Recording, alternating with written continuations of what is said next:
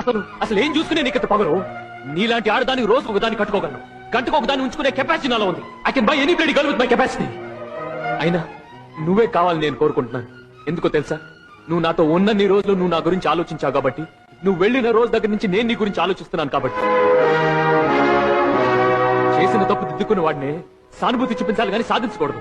నిజంగా నిన్ను నాశనం చేయాలనుకునే వాడినైతే ఇప్పటికిప్పుడు వేరే పెళ్లి చేసుకుని నీ కడుపులో ఉన్న బిడ్డకు నేను తండ్రి కాదు అని ఒక్క మొక్క చెప్తే చాలు. కానీ అది కాదు నా క్యారెక్టర్. ఇప్పటికీ నువ్వే కావాలి.